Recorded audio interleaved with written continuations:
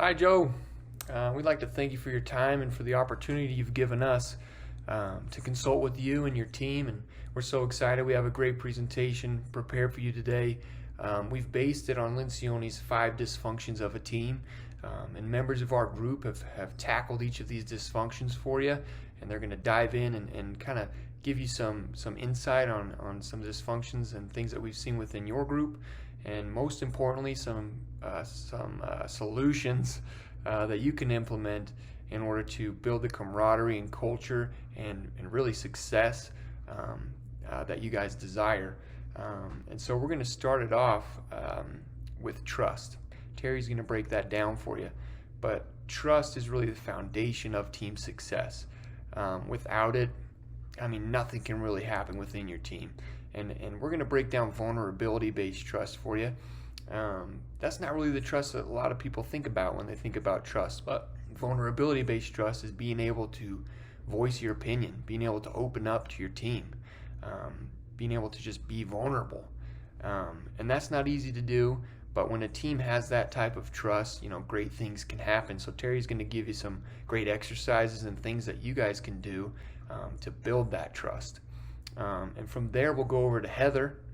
Heather's going to dive into conflict for you. When your team has that foundation of trust, they are able to engage in healthy, unfiltered debate. That can be uncomfortable, but ultimately that leads to growth and innovation. So healthy conflict, is essential for team success, and it's only possible if you have that foundation of trust. From that topic, we're going to move into commitment. Tyson's going to dive in there for you. And Joe, really, if people don't weigh in on decisions, they don't buy in, okay? The decision doesn't have to necessarily be their idea, but as long as they feel like they are heard, they can buy in and commit. So Tyson's going to dive in there a little bit to clarity, buy-in, and thematic goals, and how you can establish those within your team and different solutions that you guys can implement as well. From there, we'll talk about accountability with my guy Jorge. And accountability is just really the willingness to be accountable by your peers, to be held accountable by your peers for doing the things that you commit to do. And so Jorge's going to give you some things that you guys can implement to make sure that you're all being accountable. And from there, we'll go over to Blake, and Blake will dive into results for you. And ultimately, the measure of a team is their ability to consistently achieve the results they set. He's going to help you guys focus on those results, make them visible in every meeting, and have them be a real focus of what you guys do. So with that, Joe, I have the privilege of kicking it over to Terry, and we're going to get this started for you. Hi, Joe. The first component of the training solution that we would like to offer you today is to return to the forming stage and start fresh with a foundation of vulnerability-based trust. Now, what is vulnerability-based trust? This is a team's ability to engage in openness, which allows team players to feel more comfortable sharing fears and weaknesses, asking for help, calling out unhealthy behaviors, and potentially even blowing the whistle when needed. As you mentioned in our initial consultation, trust is considerably low among your team. We see an absence of trust as Jim, Mark, and Sawyer talk behind others' backs, and in the way that Jim might attack others if they were to admit their mistakes to the group. To become a more effective team, there simply just has to be a foundation of vulnerability-based trust. Now, perhaps you're wondering why we would suggest that you return to the forming stage. The forming stage is the first phase of team development, where the idea is to create a clear vision and goals, get to know each other, and really just connect, which ultimately will help your team to become more committed and better communicators, therefore improving the likelihood of a smooth transition through the storming phase, where team players test each other to determine how each person handles conflict and differences. By returning to the forming stage, the tool that we are proposing to help you build vulnerability-based trust among your team will be very natural. The solution to overcoming this absence of trust is to engage in team building exercises. Now, this doesn't mean trust falls, but rather truly getting to know those on your team. Why is this important? Because you can't understand and feel comfortable with your team unless you really, really know them. To get to know those on your team better, we recommend that you just spend time with them. Take this a step further than your monthly one-on-one meetings and your holiday parties. Get people out from behind their desks. Chat directly with them. Ask them about their families, their hobbies, work challenges, things that they're proud of. Just truly get to know them, Joe. It is forming and nurturing relationships with your team that will allow them to build vulnerability-based trust and feel comfortable engaging in healthy, productive conflict, which Heather will speak to you more about next. Thank you, Terry. Okay, Joe, we now want to move on to something else that we feel that your team may have some problems with, which is fear of conflict. To really build off of what Terry said, without trust, conflict can be viewed as aggression and personal attacks. People who are unfamiliar or uncomfortable with healthy, productive conflict will typically avoid it, usually to avoid hurting feelings or damaging a relationship. In truth, avoiding healthy, productive conflict causes people to react negatively in other ways, such as gossip, giving up on their peers, or even worse, giving up on the agency and having lack of buy-in. When you're not willing to engage in healthy, productive conflict, you're saying you don't really care about your agency and your team. So let's talk about some examples and some solutions. So when we met with you, Joe, you provided us some really good examples of the difficulties that your team has regarding conflict. Things like individuals who dominate meetings and criticize each other with personal attacks, not moving on until everyone agrees on the same solution and trying to convince them to agree with you.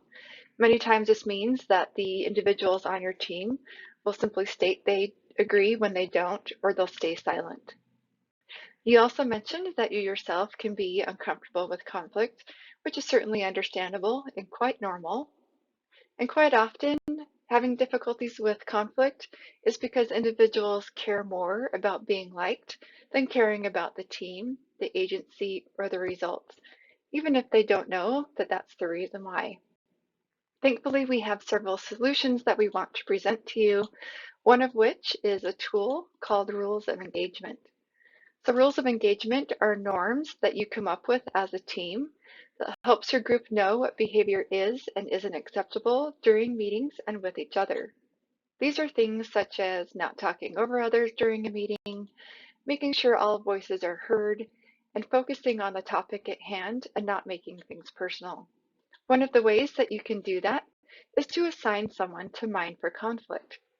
This is when you assign someone at each meeting to make sure that every voice is being heard, the previously mentioned rules of engagement are followed, and if the discussion becomes too heated, the topic is tabled until the next meeting. One of the hardest things on our list is getting comfortable with being uncomfortable. I know conflict isn't easy. It certainly wasn't for me in my past, but I learned that as the leader, when you get more comfortable with healthy, productive conflict, you are showing others that it's okay to speak up with your opinion in a productive way and not only let a few voices reign. One of the ways that you can do that is to focus on the issues over personalities.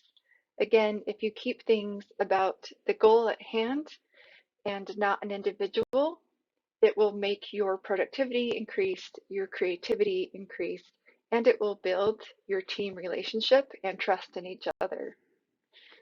This is a small thing such as, I disagree with what you're saying versus I disapprove of you. Most importantly, definitely continue to build trust. As Terry said, if trust isn't there, then nothing can be built upon that foundation. The reason why these suggestions are important is because when you're fostering healthy, productive conflict Without it, you get a team, again, who doesn't care about the agency, its goals, or each other. But with a foundation of trust and productive conflict, your team can build commitment. And that is exactly what we're going to talk to you about next. So I will turn it over to Tyson, who will talk to you more about building commitment. Thank you, Heather. The next dysfunction that I'm going to cover is the lack of commitment. Now, team commitment is only as strong as each individual member's commitment level to the team.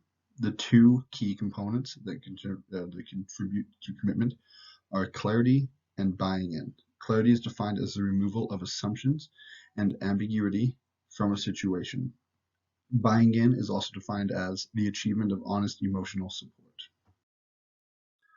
Our suggestion for how to improve your team's commitment is to come up with a thematic goal. Now, a thematic goal is a single, temporary, and qualitative rallying cry shared by the whole team.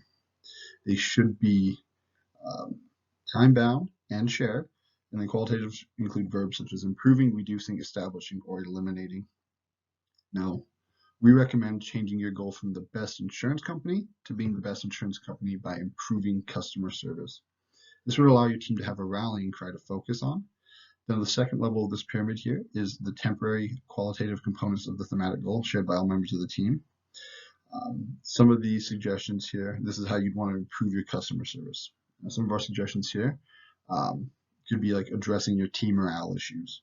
What's causing the team to have these issues? Settle any case disputes, just anything going on that will impact, or temporary that's going on right now, that will impact your goal of being the best insurance company through customer service. Now, the last part here is the ongoing priorities of an organization shared by all members of the team. So these are the permanent things that you constantly want your team to work on. So some examples we have here are knowing the correct procedures, making sure your employees understand actually what's going on, what they need to know for their job. Having a positive attitude, that is key in anything with customer service. You want to make sure that your employees are treating your customers so they feel welcomed here. And then the last thing here is sincere acknowledgments to customer complaints. Oftentimes, if you just say, yeah, I know, I'm sorry, you're not going to have the best customer experience. By them relating to them personally and going, I'm so sorry, and being sincere with it, you will start to improve your customer service as well. I'm going to pass the time over to Jorge now to go over lack of accountability. Thank you, Tyson. Joe, we want to talk about accountability in your team. It's clear that your team, it is uncomfortable engaging in difficult conversations. And this is creating a problem in terms of accountability. Teams that embrace accountability, they engage in publications of goals and standards, and they embrace the discomfort that comes along with that. Also, there is engagement in simple and regular progress reviews that they are public. This is going to help you to prevent excessive bureaucracy around performance management, and you're going to be able to implement corrective actions.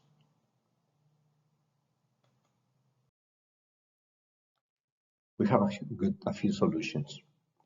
One, we're going to encourage internal, formal, and informal public group reviews to hold one another accountable. This is going to ensure poor performers feel pressure to improve. Group reviews is a good way to clarify publicly exactly what the team needs to achieve, who needs to deliver what, and how everyone must behave in order to succeed. They got to engage in open discussions on how they feel their teammates are doing against stated objectives and standards, and identify problems and implement solutions quickly, so the overall performance is improving on a regular basis. And the third recommendation is to design financial incentives based on team results rather than individual results. With this, I'm going to hand it out to Blake. Thanks, Jorge. Joe, it is my pleasure to introduce you to the fifth and final dysfunction in Pat Lencioni's model, the inattention to results. The inattention to results is when team members are more concerned about individual goals and accolades rather than the collective goals of the team. Personal interests, status, and egos are more important than what the team is trying to achieve. On this slide, you can see some examples of these problems and some solutions that will work for your team. First, your team doesn't have a common goal to work towards. They seem to have a lot of individual goals and are only concerned with their priorities. The second is your team has too many individual interests, which the thematic goal and defining objects that Tyson mentioned will also help with. The third is your results and goals are not clear enough. You have the goal of being the best insurance company out there, but this needs to have some defining objects added to reach that ultimate goal. The solutions that we recommend to help master the inattention to results is to focus on the results. This should be what drives your team and at the forefront of each conversation during meetings. The best way to focus on results is to develop a scoreboard. The scoreboard should be tied to metrics, such as the ones found in the defining objects of the thematic goal. I've included a few examples of some scoreboards that might work for you and that you can consider. The thermostat is the most common used, and it is used by a wide variety of industries. As you can see, the ones on the left, they're just a simple design. You can fill them up as you reach your goals, and you can purchase these from fathead.com, or you can make them yourself on your team. The option on the left kind of gives you an idea of what the thermostat will look like once you start achieving your goals and filling it in. The important thing to remember for the scoreboards to be effective is they need to be visible to all of the team. They should be in each meeting, located in hallways, and even sent out in emails. The scoreboard will help drive your agenda and keep the discussion focused on the important topics related to your goals.